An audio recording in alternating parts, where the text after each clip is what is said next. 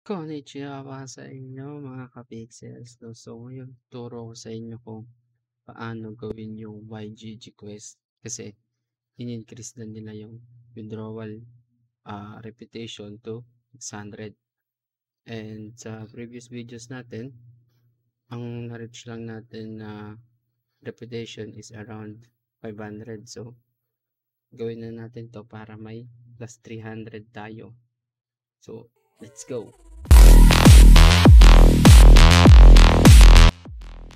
Okay, so dito na tayo sa game na. So, paano nga ba natin sisimulan, no, ang YGG quest? So, punta muna tayo dun sa guild hall. So, kung gusto nyo malaman kung nasa yung guild hall, tip kayo sa Terra Villa. Uwi kayo. And then, pinaka right side ito. Entering the road. Yan. Diretso lang kayo dyan. So, kapag nakapunta na kayo dun, so dito kayo mapupunta. Ito, lakad lang tayo. Kung first time nyo makapunta dito, naka-lock tong gate. So, i-click nyo lang siya para bumukas and sumara. So, click lang natin para bumukas. So, ayan, pasok tayo. Ayan, nakatayo sa taas din. Ito tayo dito sa guilds. Yan. So, dito na nga tayo sa loob. Una natin gagawin ay click muna natin tong YGG Super Quest. Itong parang cashier na to. So, click lang natin. Ayan, no? Bigyan tayo ng 300 reputation. So, kapag natapos natin to, magkakaroon tayo na total of 800. So, I think ma-unlock na rin natin dito yung trading ng player to player, no? So, yun, click lang natin tong yes. Then, mapupunta tayo dito. So, dito, connect nyo lang yung wallet nyo, yung MetaMask. Kailangan pala, nakakonect din yung MetaMask nyo dito sa Pixel account, no? I think. Or pwede ata Ronin dito. So, yun kasi sa akin, nakakonect na siya. So, una natin, click lang natin tong level 1. Yan. Tapos punta tayo dito, balik tayo kay player web 3, ay player W3. Click natin siya. Then bibigyan niya tayo ng quest. Ito, itong guide to guilds level 1 with player W3. So sabi, yan daw, seeking clue. So hanapin lang natin ata yung magnifying glass, I think. So labas tayo. Dito lang siya sa may left side ng guild hall, kung tama pagkakaalala ko. So ito ata siya. Ito ba yan? Ayun, click lang natin. So balik na ulit tayo sa loob. So pagkabalik nyo nga sa loob, no, kausapin nyo lang ulit si player W3. Ayan, sabi, you've got the magnifying glass. Yun. Tapos click lang natin ulit tong YGG Super Quest, or pag naka-open pa rin, click lang natin to. Then may nakalabas dito na parang click nyo dito. Tapos parang may lalabas ito, check quest. So lalabas yan kapag natapos na level 1 complete. So go to the next level. Ayan. So dito sa next level, balik ulit tayo sa pixels natin. Kausapin natin tong si Luke naman kasi siya yung level 2. Kausapin natin. Yan daw, nag-left ng mark community natin.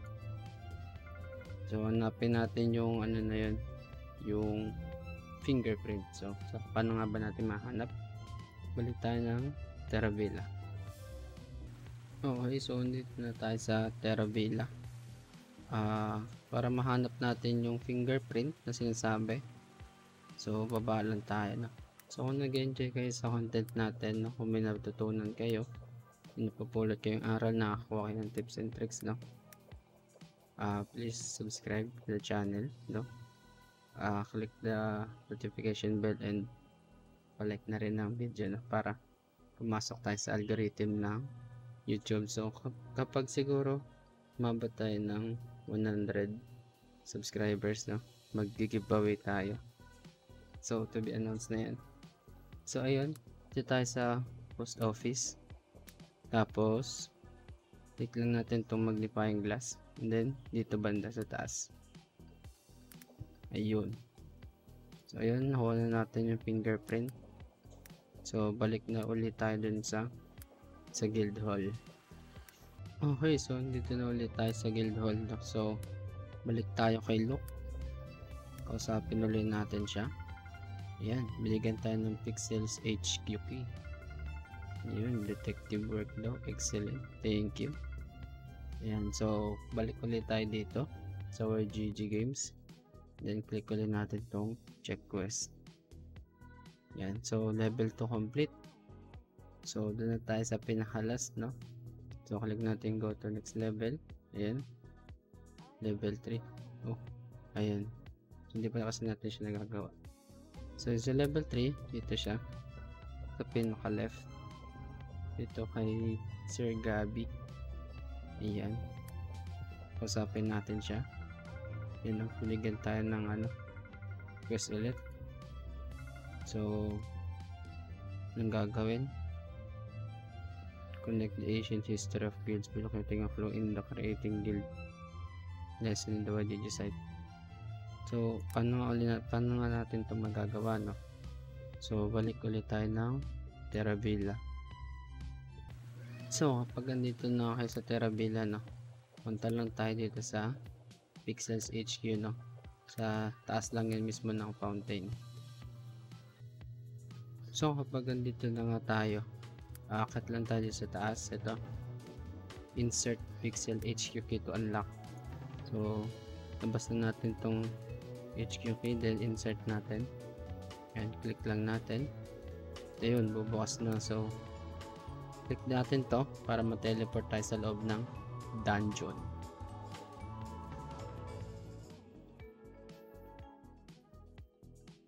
Ayan, so once we're here, no, baba lang tayo, then I think dito yun sa may left side, no, click nyo lang. Ano banda yun? Bakit hindi ko mahanap?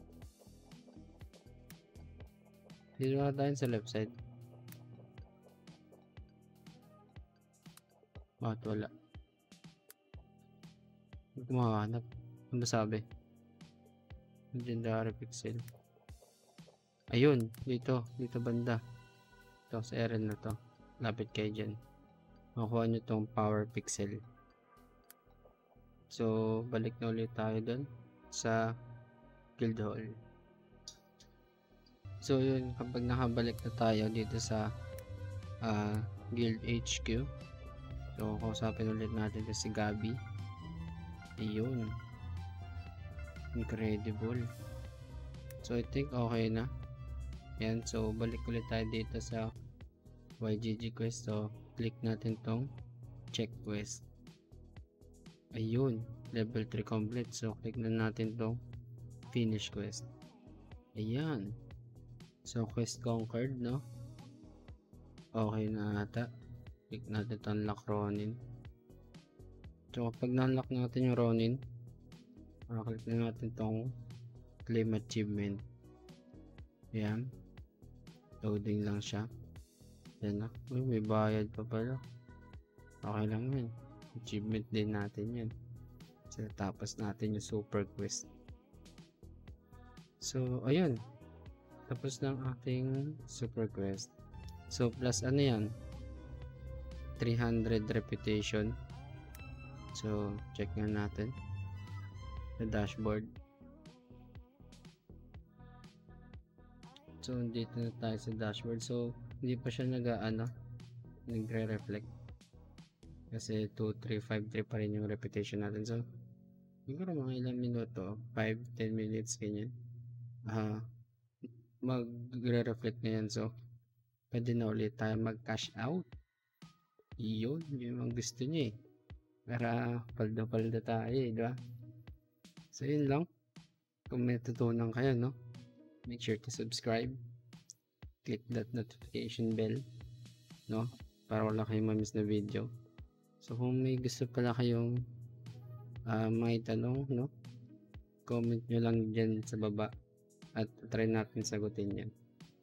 So yun lang, thank you and peace out.